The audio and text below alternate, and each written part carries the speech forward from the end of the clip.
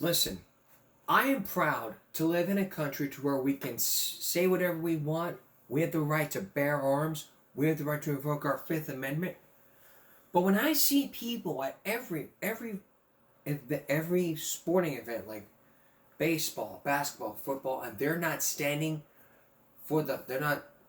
their hats off during the national anthem, it just makes me sick. In my 8 years of going to these home games, I've seen it happen. Nobody takes their hat off. I mean, let me demonstrate this for you. When everyone, please rise for the national anthem. They rise and just go. Oh, can we get this over with? That's some people. Other persons don't leave their hand up, put their hand on their heart. Other people will do the right thing.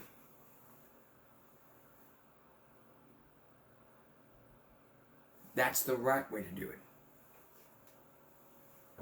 But the question is not standing for the national anthem a criminal offense? Take a look at this clip. That's the law, and the law doesn't. Well, that's the law, and the law doesn't ever make sense to you. Just a minute. No, what law? No, one second. Let me without interruption. Just one point. No, because you contradicted me. The Indian Constitution, while enlisting the 11 fundamental duties, mentions that it will be the duty of every citizen of India to abide by the Constitution and respect its ideals and institutions, the national flag and the national anthem. Therefore, if you want to give me a legal argument, I've thrown the legal argument back at you. That disrespect, refusing to stand up for the national anthem goes against the Constitution of India. I hope you're not going to argue against the Constitution. Anyone else wants to come into the debate? No. I've thrown the legal argument back at you. No. Give me enough time to sing the national anthem. Okay, what's so first and foremost, the point is that, let me put it on record.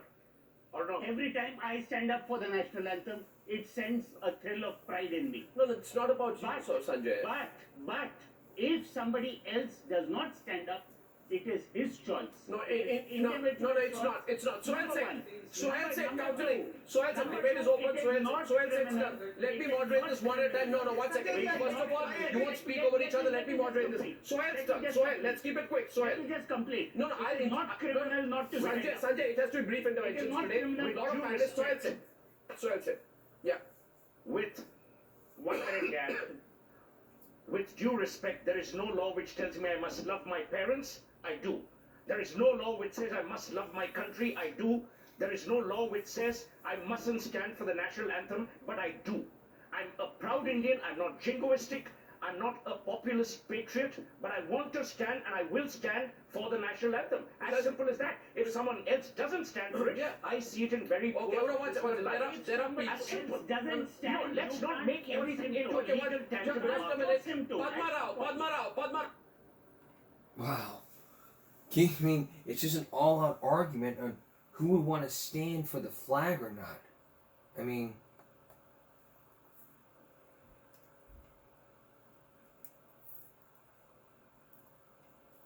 you woke up not taking your hat off.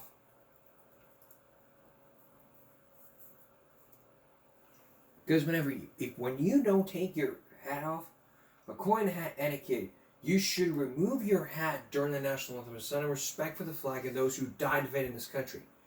Indoors or outdoors, in homes, restaurants, theaters, and other places. However, you keep your hat on if you're sitting at a bar. Men are expected to remove their hats, even baseball caps. Women can leave their hats on when indoors. Unless it's considered unisex like a baseball cap. Active military can keep it in the hat on if it's part of the military uniform. There's no penalty for not taking your hat off, but you may face the judgments of those around you. I see people, I can't even speak. Because let me tell you this. I've been going to these home games for 8 years. And believe me, I've seen people not taking off their hats during the national anthem, which is so disrespectful.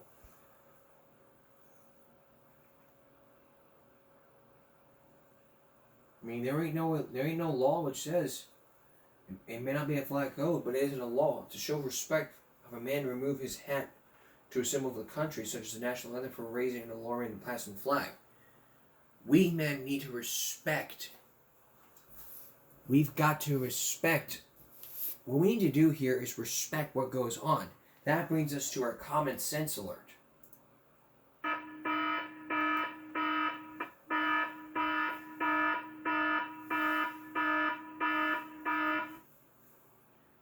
You can't raise questions about this. It's an issue going on. I mean, whenever I see people not taking off their hats during the anthem, it just makes me sick.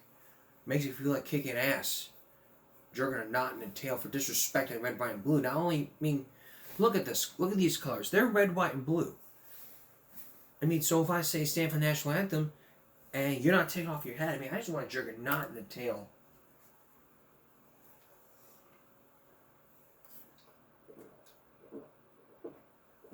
So I'm telling you, when you don't take off your hat, not only are you disrespecting our flag, you are disrespecting our country and the troops who bought our freedom of speech.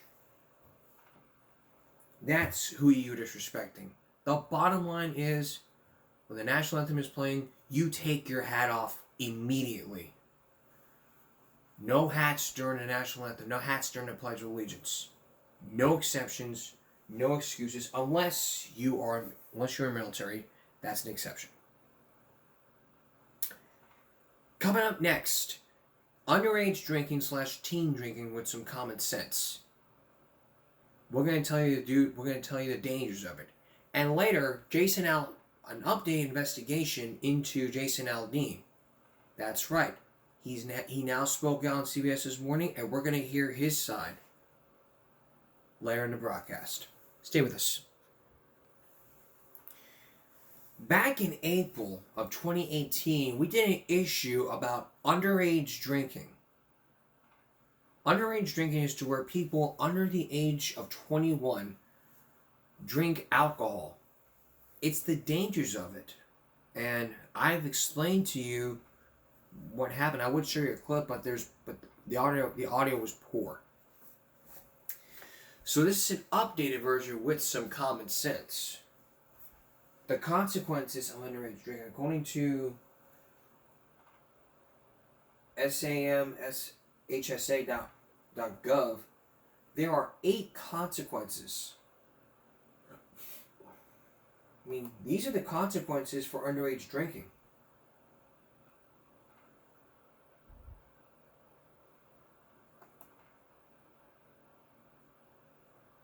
It's a 2-page thing. It says, over the last several decades, scientific understanding and knowledge of the dangers of underage drinking have increased substantially. Underage drinking is associated with various negative consequences for children. It can affect and endanger the lives of those around them. Children who drink alcohol are more likely to use drugs, get bad grades, suffer injury or death, engage in risky sexual activity, make bad decisions, and have health problems. The freaking binge drinkers, nearly 1 million high school students nationwide, are more likely to engage in risky behaviors, including using other drugs such as marijuana and cocaine. Children who have alcohol have higher rates of academic problems and poor school performance compared with non-drinkers. Back in 2009, there was an estimated 1,800 homicides, over 950,000 non-fatal violent crimes such as rape, robbery, and assault, and 1.8 million property crimes, including burglary, larceny, and cars that were attributed to underage drinking. Young people who use alcohol are more likely to be sexually active in their earlier ages, to have sexual intercourse more often, and have unprotected sex. Remember to use a condom. Make bad decisions. Drinking lowers inhibitions and creates the chances that children will engage in risky behavior or do something that will make them regret when they're sober. Young people who drink are more likely to have health issues such as depression and anxiety disorders.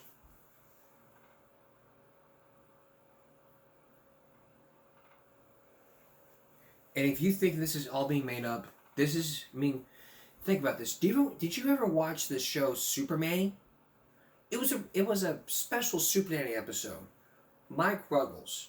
There was the Griswold family by 16-year-old Brianna. Or Brianna, or whoever. She was drinking under the age of 21. She was 16 years old. And if you saw that clip, there was a keg there was a keg that people would see, that people saw. And when people saw that keg, they knew immediately what the heck was going on when they saw that keg. So what you have here is someone who doesn't understand the issues of teen drinking. I mean, and parents can be held liable about this. I mean, Brianna suffered alcohol poisoning, and during that time, there were a bunch of people who told, okay, this is what can happen to you. I mean, there's alcohol poisoning involved, and parents need to start understanding the consequences of underage drinking. Because you drink under the age of 21, you can be arrested for underage drinking, and the parents might be held liable. Now, I would show you a clip, but YouTube can block me for that. I mean, not only did we not talk about this back in April 5 years ago, we also talked about this on our Throwback Thursday. For one reason. So again, I would show you, but YouTube gave me a copyright claim.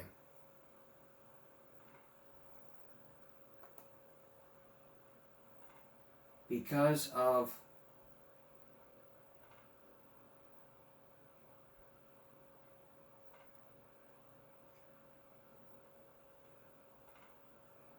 this.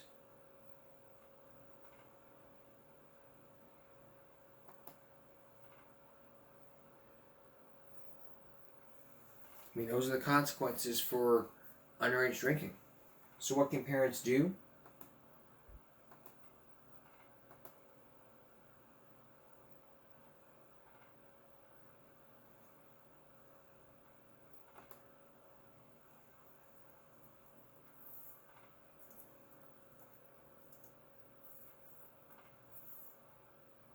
So what do parents need to know about this before it's too late? There is help out there. There's confidential free health and public health agencies to find substance and treatment for information about this. You can call that number, 1-800-662-4357. They have hotlines. So the question is, what can parents do? Because during the college years, you send your kids off to college, they're already out binge drinking and all.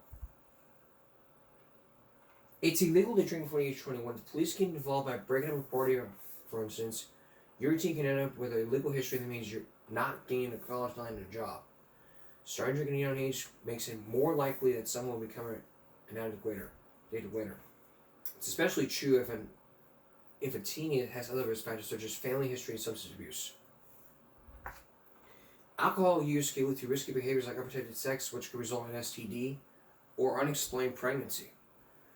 There was an episode of 2.5 Men where, if you remember Jake had sex with Megan because Jake was drunk, and Megan was, and he's still, Megan's kind of pregnant.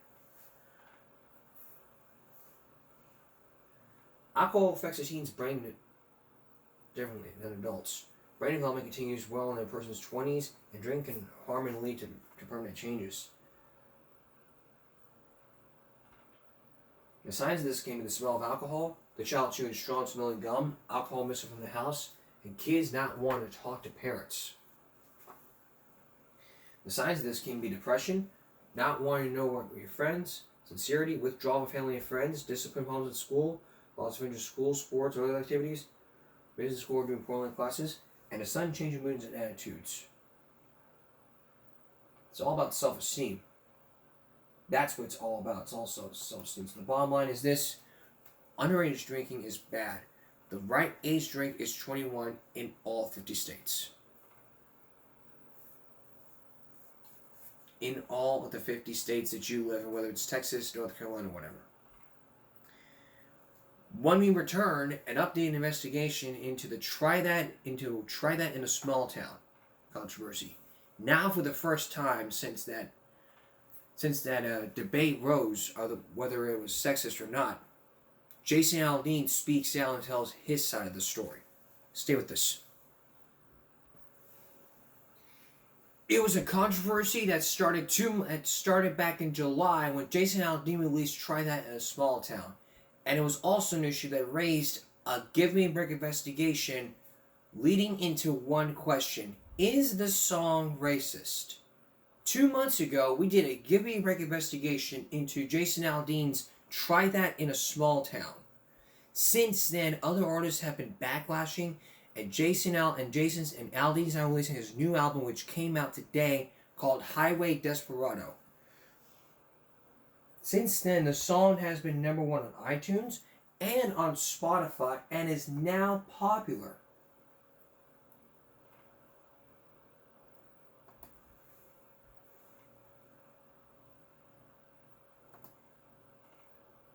"14 songs, including Try That in a Small Town."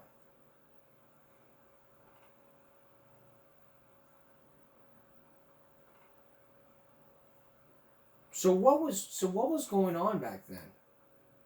Why would people claim that it's racist? Well, as we talked about,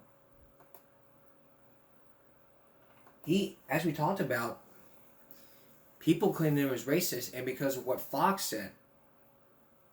We heard from Whoopi Goldberg, we heard from other country artists like Cody Johnson and Brantley Gilbert, who are siding with Jason Aldean, standing with him.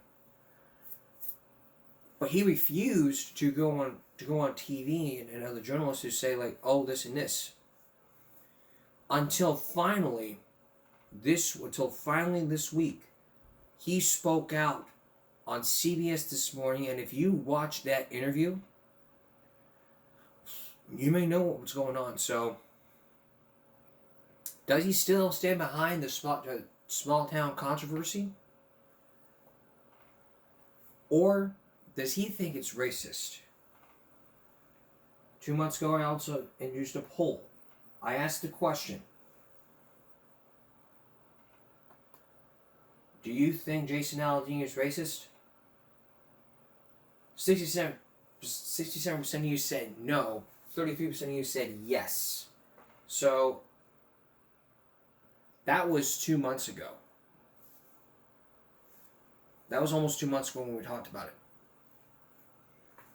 So what's been going on then? Well, we know what. So, does he still stand behind it? And a little later on, after the interview, we're going to tell you about someone else who is probably signing with Aldean, Shooter Jennings.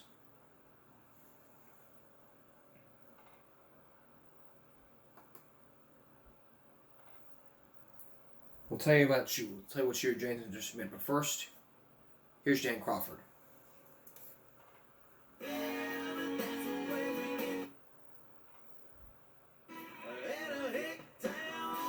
It's the sound of modern country music.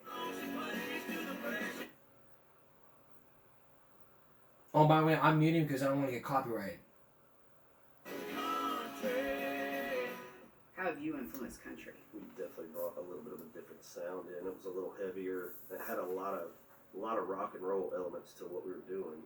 But success wasn't instant. 25 years ago, when Aldean moved from Georgia to Nashville with tattoos and a southern rock vibe, the industry said no thanks. Aldean never wavered. I was writing songs and at one point had lost my writing deal too. So it was tough. I mean, it's like, maxing out credit cards just to buy like formula or diapers or those kind of things. And it finally did take off. It was full steam ahead for me to try and take advantage of it. Anyone from the heartland is gonna talking about.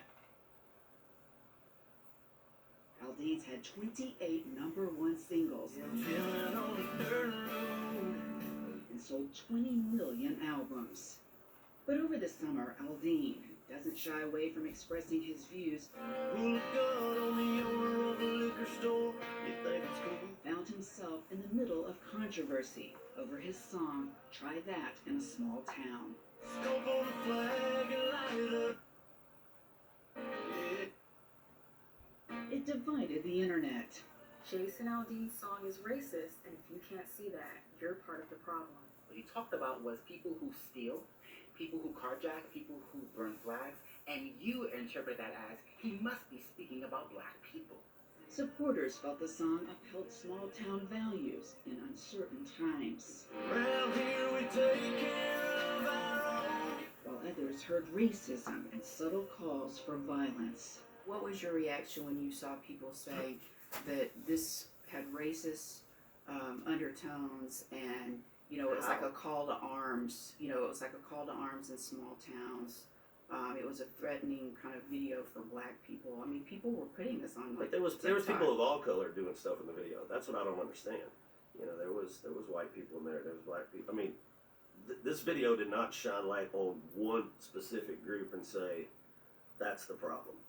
So, and anybody that saw that in the video, then you weren't looking hard enough in the video. Is all I can tell you. The song mostly flew under the radar when it was released, but when the music video came out in July, it took off, skyrocketing to #1 across all musical genres in the country. I love the song. I was excited to cut it and thought it was actually a song that said something for a change, not just a, you know, here's another song for radio. Did you think, oh, this might not go over well with some people, but I'm going to say it? On the second verse, it says, Gun that my granddad gave me. They say one day. song was that it said gun, you know, and that, you know, will tend to get people talking sometimes about that. So, you know, I didn't expect it to get the kind of heat that it got. And I think that was more probably because of the video more so than the actual song. Part of that heat was because of where the video was filmed, in front of the Murray County Courthouse in Columbia, Tennessee, the site of a 1927 lynching of a black teen. For anybody that thinks that we picked that building specifically for that reason, because, you know, there was a lynching there or whatever, Did you know that? no. But I also don't go back 100 years and check on the history of a place before we go shoot it either. It's also the place that I go get my car tags every year. It's my county that I live in. Would you do it in that courthouse again, knowing what you know now? Knowing what I know now, probably not. But it's also, you know, I don't think, again, I'm not going to go back 100 years and check on the history of this building. I mean, because honestly, if you're in the South, you could probably go to any small town courthouse. You're going to be hard pressed to find one that hasn't had some sort of, you know, racial issue over the years at some point. I mean, that's just a fact. Critics also slammed Aldean for the images. Aldean says he didn't choose the specific clips, but the overall look of the video was his idea. Inspired by Billy Joel's We Didn't Start the Fire. The whole idea behind the video was to show, you know, the lawlessness and the, you know, disrespect for cops and just, you know, trashing cities and burning. It's just, I'm just not cool with that. So it just, I don't know, I feel like the narrative really got switched over and became, you know, more of a racial type thing. That's like, if that's what you got out of the song and the video, I mean, I almost kind of feel like that's on you, because that wasn't our intention, you know. Aldean says the song may resonate with him more because news reports of crime and violence feel personal. He was on stage in Las Vegas when a gunman opened fire, killing 60 people at the Route 91 festival. Vegas was 6 years ago. Like, how have you processed that? It makes you mad. I mean, you know what I mean? It's like my pregnant wife was there. Our fans were there watching the show. All hell breaks loose, and you're not prepared. You know, it's like, I got a guitar. What am I going to do? Did you even know what was happening? No, Yeah. not until a few minutes after we were off stage and stuff. But yeah, I mean, you know, I do think it makes you look at things a little different when you go through something like that. That brings Aldean to his new album, Highway Desperado, out November 3rd. Try That in a Small Town is one of his tracks. All 11 albums have been in here. Every album. Every single one of them. Every You song. could have gone in any studio. Yeah, but there's just something about this guy. He recorded it in the same bare-bones studio he's always recorded in, with the same band and producer he started out with 20 years ago. Not ready to hang it up. Not yet. I got more stuff to say, you know. And he will continue to stand by what he's already said and try that in a small town. I would do it over again every time. Minus the setting.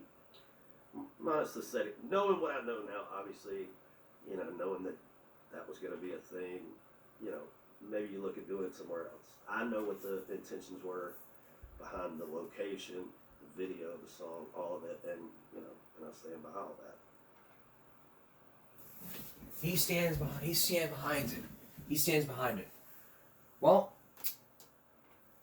it's his opinion. We're all entitled to our opinions. It's the First Amendment. But there are still a lot of artists that still talk about it. I mean, Jason Aldean. but there was people like Cody Johnson. There was Brantley Gilbert. Even Whoopi Goldberg came on an attack during the investigation. We heard about Whoopi Goldberg who talked about the video, and basically backlash, saying, calling it racist. But now, 9 hours ago, right after that interview, Shooter Jennings comes on to probably defend or go against him. Take a look. Jason Aldean's Try That in a Small Town has been a major topic of discussion ever since its release 5 months ago. And, well, it still is. But as we get to the end of the year, another topic has surfaced, as it does towards the end of every year, the Grammy Awards. And the question of whether or not Jason Aldean's Try That in a Small Town should be considered for a Grammy Award is already circulating. And Waylon Jennings, son Shooter Jennings, seems to be the first artist to chime in on this answer, but as we know, he is not the first to criticize the song.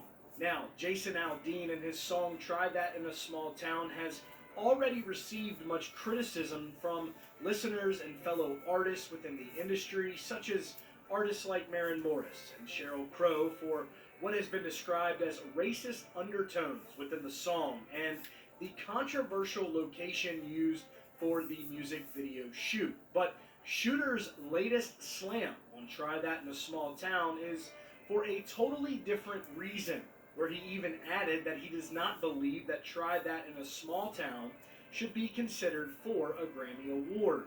TMZ recently caught up with Shooter Jennings outside of the Los Angeles airport, where they asked him about his thoughts on this. Jennings answered and said, "I don't think they should. I'll tell you why. It's not like it's bad and should be canceled. I think it was a crappy song to begin with. It was. It's not good. It was like something that was really catchy. It was just divisive, and they went for it. So to me, I don't think that's a good enough song to be considered.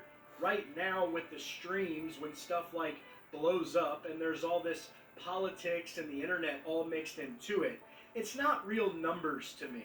It's not a very good song. Me and all my friends are like, this is a ridiculous conversation because it's poorly written. It's not very interesting. It's not even really that country. So no offense to him, but I think it's a moot point. I'd be very surprised if it was nominated. Now, the Grammy Awards are slated for February 4th, 2024, so for Shooter Jennings, Try That in a Small Town should not be nominated. Do y'all agree? Let us know down below in the comments. As always, guys, thank y'all for tuning in here at CountryCast. Let's look at the comments section. To me, this song deserves it, because it speaks volumes, especially in a world full of hate these days. You can't watch the news without hearing hatred towards this race or that race and culture.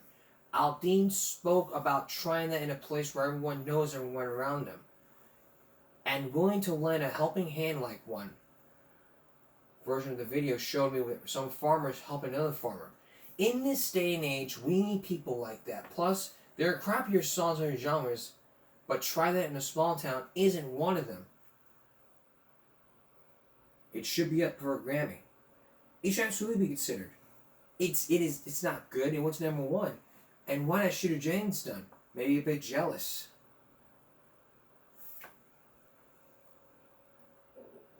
The irony is, Jason didn't even write the song.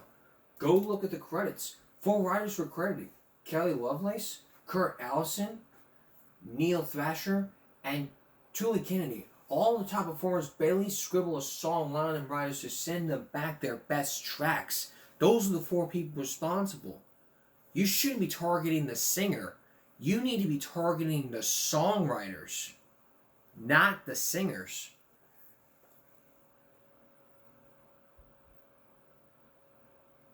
What do I stand on this? I think it should be up for a Grammy. I mean, after all, it was number 1 on Spotify, even on iTunes. It's track number 6 on. It's track number 6 on Highway Desperado. And we listened to that song, and there was not one hint of racism in that song. Sucker punch somebody on the sidewalk, carjack an old lady at a red light, pull a gun on the owner of the liquor store. You think it's cool, act a fool if you like. Cuss out a cop, spit in the face, stomp on the thigh, light up. Yeah, you think get tough. Try that in a small town. See how far you make it down the road. Around here, we take care of our own. You cross that line, it won't take long for you to find out. I recommend you don't. Try that in a small town. Those are the words. Were there any hints of racism? Absolutely not. I mean, take a look at that backlash. Take a look. Address the elephant in the room tonight. Address the elephant in the room tonight.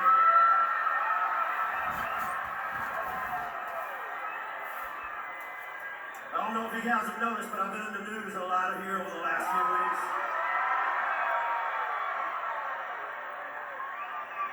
Not the first time, probably won't be the last time. But now here's the thing, man. Here's what I learned here over the last month or so, and I've kind of seen it happen over the years a lot, but this is kind of my message to everybody. I think anymore we all kind of look at social media, we look at the news, we look at all these things, and that's where we get our information from. And half the time, all the stuff we're reading is complete bullshit, okay? There used to be a time when you could turn on the news and you actually got the news. Now you get their version of what they think happened in this particular situation. They called a lot of things here over the last month. The biggest one is called me a racist, which to me is hilarious because I grew up playing sports. I grew up in the South. It's 2023. I feel like racism and all that shit should have been gone a long time ago. It's not something that I really think about on a daily basis. But, however, I mean, if you guys think that I don't want people of all shapes, sizes, colors, all that coming out to my shows, you're crazy. That's exactly what I want, all right? However, I refuse to go on the news somewhere and sit down with some liberal journalist who is going to sit there and try to spin all the shit I say. It's just not gonna happen. So every time they go and write an article and say something in the paper or on the news, and I come out here and address you guys and tell you exactly how I feel about it and the way I think, all right? That's how it works. So it's been kind of crazy. I'm just telling you, man. People are going to think whatever they want, and that's completely fine. But all I'll say, this is what I've been preaching to everybody. Do your homework. Don't just look at a headline and see the headline and go, oh, that happened. Read it, okay? Read it. Look and see where that came from. If it came from New York, LA, anywhere like that, you already know what's happening, okay?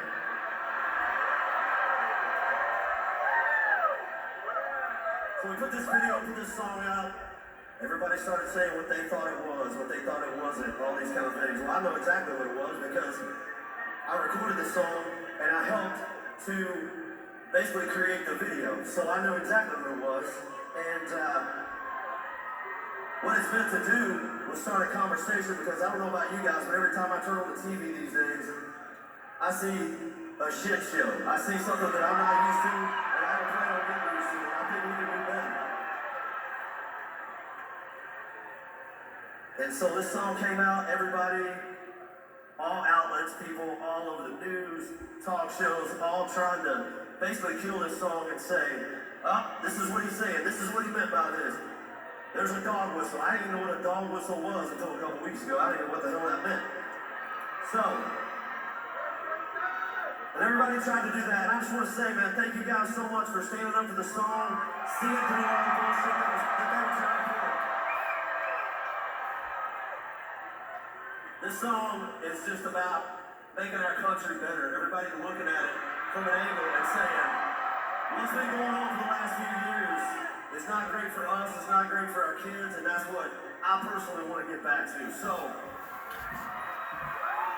if that's not what you got from the song and the video, I don't know what to tell you, but I feel like that's your problem. So here you go, try that response out. That was the controversy. He had to address the elephant in the room here. So, what do you think about this?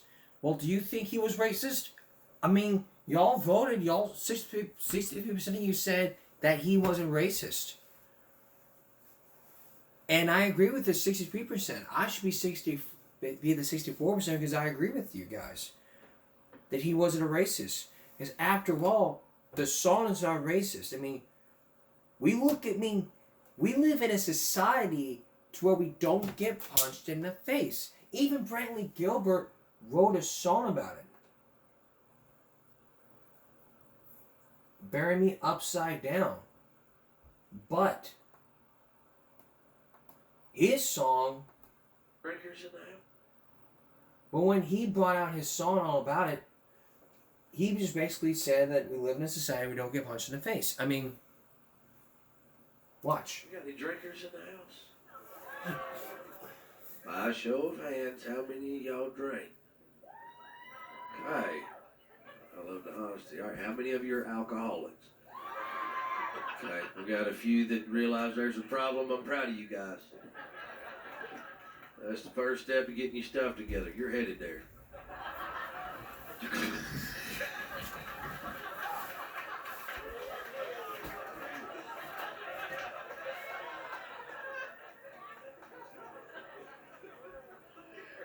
The attitude I just got, I just saw the Tony Montana. Straight up Scarface me. She's me? For real? What?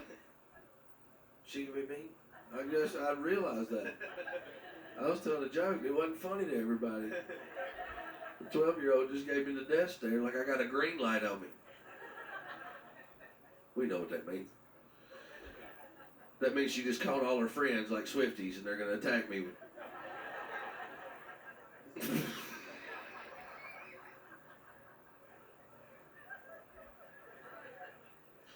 Guys, I'm so sorry. And for all of you at St. Jude that are watching, I'm even more sorry. You people signed up for it, you know. So the sleep's coming out of my eyes. I'm waking up. This is good. I can't be held responsible for anything I've said or done. It might be used against me in a court of cancel culture. So this next one's for you drinkers. Guys, I told you earlier, I found out 11 years ago that I'm allergic to it. I break out in handcuffs and bad decisions. But I have to be careful with the term sober because I am what you call California sober. And that means that I love Willie Nelson. And that works for me, but if there are any of you in the room that are in the recovery community, or they're getting sober or are sober and have some days in a row, man, much love and much respect for you. I have a lot of respect for you guys, and I just have to be extremely careful about what I say I am and what I'm not. If I'm the what you see is what you get guy, then I got to tell you I smoke. But so before we play this next one, make a deal with y'all tonight. Those of you that drink, I'm gonna need y'all to drink one for me because I drink vicariously through others. It's a real thing. Look it up. It's worth a Google. Yeah, y'all drink one for me tonight, and I'll smoke one for y'all. We'll be one big happy family wherever you're at. Oh, hold on a minute. Anyway, all right, I changed my mind because I have talked too much. We only got one left, so we're gonna play this song, a newer one. This has got a little humor to it, okay? Because y'all, again, we live in a society right now where I don't really understand some things. Furries is on that list. I don't get that. Did y'all get where I'm going? I'm maybe in the wrong state for this conversation. But, In Georgia, I'm safe. You know what I mean? I can read the room, but I can't see the back half of this room. So if anybody's offended by that, it's your fault. Again, I'm a victim blamer. But y'all, one of my pet peeves about society right now is we live in a world where people don't get punched in the face anymore. There's no accountability. It's just like these TikTok warriors that are like hiding behind computer screens and cell phones talking SHIT. And if we say anything back, we're the bully, you know. So I was gonna finally I got fed up with it, and I was gonna get on social media and just let them have it, but they wouldn't give me my passwords. And so I wrote a song and snuck it by them on the album. So this is to all those people. If you ever met anybody in your life that you would like to say this to, then we can relate to each other. When it comes my time to die, y'all don't dig a 6-foot hole. You'll be wasting your time. I just need 3. All right. You're sparing me upside down. I mean, Brantley's right. We live in a society where we don't get punched in the face. That's the first world we live in. The second world we live in is we live in a world where we don't get held responsible for our actions. Coming up, more school threats about these kids who don't take responsibility for our actions. Stay with us. Like I said before the break, we live in 2 worlds. We live in a society where we don't get punched in the face, and we also live in a society where we don't get held responsible for our actions. It's like all these school threats that happen, and kids just get arrested. I mean, a 12-year-old. This happened just 9 days. This happened just almost a week ago. A 12-year-old was arrested, but he was too young to be arrested. Why? Particularly here, our society, particularly here in the United States, and what's going on across the world, has people already on edge. And the reality that something like this can be sometimes in people's minds tied to those types of events puts an additional fear in everyone involved, you know, in their mind. So this is, again, the reason why this is very serious. Chief Jones today says he really wants all parents to talk with their children about these acts, not only instilling fear in people, but also pulling needed public safety resources away from the community now having to investigate fake threats. We're told that this 12-year-old emailed at least 5 threats to Montgomery Blair High School since October 13th. Oakview Elementary and Silver Spring International were also targeted. The other issue here, according to the police chief, is that with recent Maryland juvenile justice reform laws passed in the state legislature, police are now prohibited from charging anyone younger than 13 years old with a crime of violence. He said before this summer, it was 7 years old and up that could be charged. And parents could have also been held accountable if a judge required restitution fees be paid. You know, we have to extend it some way, somehow, and find some way to penalize a child for making bomb threats. I mean, it's big, it's serious, especially in these kind of times we're in. That's shocking. I don't... Wow. I am old school, and I think that a 12-year-old is still a child, but that there should be some accountability to the parents. State Senator Joe Carter's office is among those lawmakers defending the juvenile justice reform changes, claiming that at one point Maryland was the worst state when it came to criminalizing children. I'm also told that the other options are to file a child in need of supervision or child in need of assistance petition or make a psychosocial evaluation referral. But school and county officials couldn't answer this if they did do it due to juvenile and student privacy laws. We can tell you that if bomb threats are made on Montgomery County Public School property or with school property, the school system can absolutely make a punishment there for the student. Now, there are different levels of punishment depending on the severity of what happens. We're told level 5, the most extreme, could either be a long-term suspension or expulsion. Guys? All right. So you just heard it here. This 12-year-old was not arrested because of a new state law. somebody needs to raise some common sense. Somebody does. We're going to take a break because this is just one of the first, it was 8-7 years. This is just one of the, because I'm very pissed off. I've gotten angrier than I've ever been throughout the 7 years, so we're going to take a break. I'm going to try to get a hold of myself, and we're going to come back, and I'm going to raise some common sense. Stay with us. We'll be right back. Common sense alert.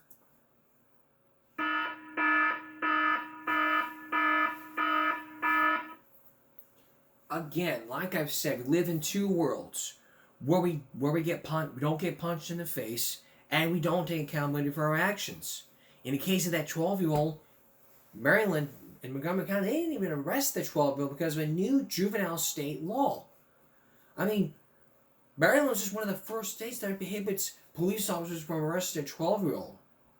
They're juveniles. If the child is under the age of 18, then they're automatically juveniles. And a juvenile is a person who commits crimes or is a minor. Therefore, they're juveniles.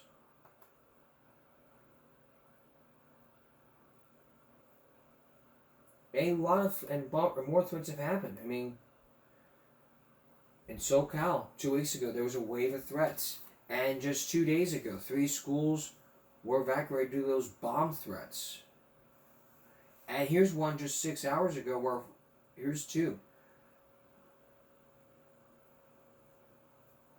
A 14-year-old was arrested for social media threats, and Stockdale High School was found some unfounded threats. But there could be some new safety happening in our schools. In Michigan, the Michigan School District is implementing a new safety system in mid-nationwide threats. But could it help more about the Oxford school shooting? Take a look. Lockdown. Lockdown. When students at Lawson Community Schools hear this noise, Lockdown. they know exactly what to do. It's a small device, but as these second graders have learned, it's what could keep them safe from a big threat. What happened? It's like he didn't hear it at first, so all of us rushed to the door and got in there, and I pulled the boot out and put it in the door. And you knew exactly what to do. Within 5 to 10 seconds, you all had the boot put in, we had the lights off, you were laying on the floor. We were all nice and safe, weren't we? Superintendent Ben Banfield says it's the district's newest safety system to protect kids from threats to schools across the country. This is a scary thing. It breaks my heart that we even have to do these things, and this is an investment the district is making that I hope we never have to use. Administration says if anyone senses a threat, they're trained to go to this box, take out this boot, and place it in front of the door, telling the whole school to go into lockdown. Lockdown will occur in 3, 2, 1. We got to participate in a drill today at the high school. Within 3 seconds of lifting the boot, every classroom's box went off. Lockdown. This gives us a lot of information. Elementary school principal Heather Olson says the room where the threat was first found will be sent to staff's iPads. So that we can immediately have important information to be able to identify where and what is happening. Giving police a heads up on where to go. I feel great about it. I think our students and staff are as safe as they can be. I think awareness and speed is the biggest thing that in an emergency situation that we can have, and awareness and speed is what the system provides. And putting minds young and old a little more at ease. Were you scared at all when they talked to you about it, or is this just another way that now you feel extra safe? Extra safe. Yeah. Extra safe. But why did they think about this right before the shooting in Oxford? I mean, if this hadn't been put in place right before Oxford, Ethan Kremer would not be in jail. But speaking of which, what's been going on in Oxford? Let's get you up to speed. Let's get you up to speed of what's going on in Oxford. ABC 12 has just learned. I mean, the mom, Jennifer Crumley, blames her husband. That's right. New developments are going into this. Jennifer Crumley is now blaming her husband, James, for this crime. The month of the Oxford High School shooting, which appears to have placed a blame on her husband for the deadly mass shooting, which could affect their joint trial. According to the new court filing, Jennifer Crumley was heard talking in jail, and she blamed her husband for the crime. Prosecutors say James Crumley helped his son buy a gun in 2021. That was the day before then 15-year-old opened fire. And coming up in December, they're scheduled for the sentencing in December, and Jennifer and James' trial is going to start in January. So when December comes, it's going to be posted on Ethan Crumley, and if you're James General Crumley, we'll keep it posted in January. So during that time, we'll know what the hell's going on, and we'll finally know the truth, and maybe the victims can finally rest at ease. We're nearly approaching the 2-year anniversary, but there could be more than meets the eye. So stay tuned to this broadcast for more updates as they come along, and we'll keep you posted what's been going on. I'll be right back. These days, we go to social media and look at all these viral videos, and that expects us to share and like. In tonight's viral break, it's all about Christian Johnson ENT, or better known as Nathaniel. He looks at every single video and says things like, "Ow, my stomach bubbling," or "Don't have much sad." Let's take a look at a few of my favorites. First up, let's talk about this donut recipe.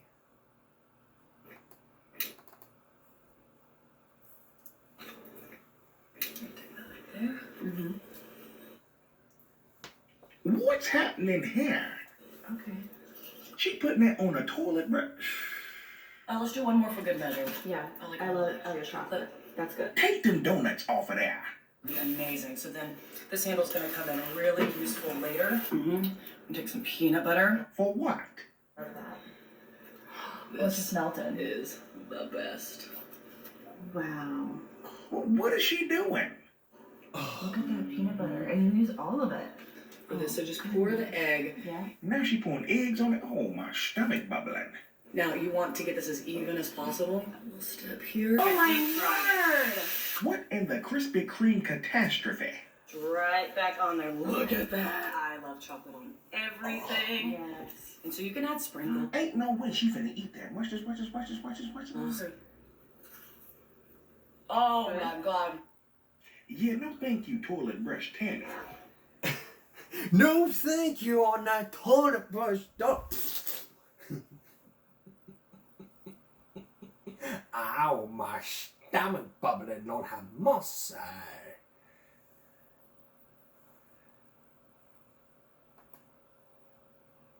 Let's make a super easy chicken thigh recipe. Wait, she said chicken thighs. Those are legs. So to start, I'm going to pour some milk onto my chicken here. Add milk? What is you doing? And after our milk is added, I'm going to be adding some water on top. And now she's putting water. What's happening here? I'm going to season everything. So here I've got half a teaspoon of pepper. I have 1 teaspoon of salt here. She said season everything and she only put it on the milk. 3.5 ounces of flour, of breadcrumbs. I'm going to add a teaspoon of saffron, 1 teaspoon of paprika. She seasoned the milk and the flour, but not the chicken. Use a whisk. You can go ahead and do that. I just find it more practical to use. Okay, hurry up. That's enough. And our chicken is ready. Ready for what? Yes, so now that our chicken is starting to cook. Look how it cooked in that milk water. Oh, my stomach bubbling. Okay, we've just dipped it in egg, and now we're going to be dipping it into our seasoned breadcrumb and flour mixture. Yeah, I can already tell this is not about to turn out good. This is the result after frying it. Wait, I think you fried it too long. So be super careful. Alright, so I let them cool. She fried that chicken so long it's ashy now. I'm going to cut into them so you can see. Look, she about to cut it open. Watch this, watch this, watch this, watch this, watch this. Yes. Oh, look at that. It's perfect. Yeah, I'm going to pass on Phoebe's fried chicken. Wow.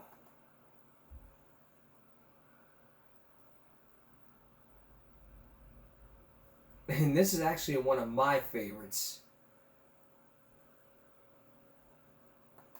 Sink mashed potatoes. And she put chips in the... What's happening here?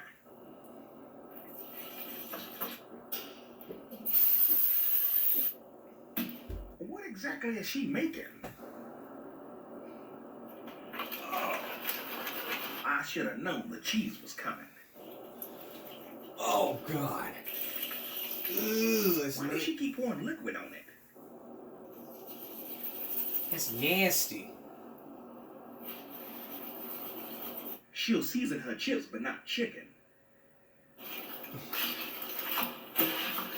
Oh, my stomach bubbling. And quit spanking them chips. Ugh. I'm still confused. Is this supposed to be mashed potatoes? So she got a bowl to eat with, but not a bowl to mix with? Oh, God, that's nasty. Oh, I don't like the way that sounds. Lord have mercy. You could just make an endless amount for any party, and it's so good. Good to who? Okay, I'm gonna try it. Ooh, it's hot from that water. And she about to take a bite. Watch this, watch this, watch this, watch this, watch this, watch this. Okay, okay. Oh, shit. Yeah, I'm gonna pass on pale Penelope's sink potatoes. Made out of potato chips? Really? Made out of tater chips? Tater chip mashed potatoes? And here's one of my favorites. Whataburgers. You try what? No, not Whataburger. Waterburgers. W-A-T-E-R space B-U-R-G-E-R. Not Whataburger. Just watch You this. try what? What are they called? What are you trying? Oh, Whataburgers. Water who? Whataburgers. Whataburgers. Where'd she get this from? What's happening here? And you just stick the hamburger. Mom, This sounds like a science experiment. just stick the hamburger patties in water, and that's how they cook. Or is that? That's what they say. Who is they? And you can't be listening to everybody, Joanne. That was moving. You got time to change your mind. Get them patties out the water. Oh, God. She didn't even attempt to reach into the seasoning cabinet. They say what? They say when it floats, it's done. That ain't done. It's still I raw. don't think nothing's done. Oh, it's boiling now. It's boiling and my stomach bubbling. Oh, God. Oh, God. Take it out. And look, she about to eat that flotation meat on white bread. Watch this, watch this, watch this, watch this, watch this. Looks like a burger. It ain't gonna taste like nothing. Water ain't seasoning. Lord have mercy. Is it juicy? That's good, Josh. Mm-hmm. It's really good. It's good. Yeah, it worked. Yeah, I'm gonna pass on Bill Nye's The Science Burger. I'm gonna pass on the Whataburger.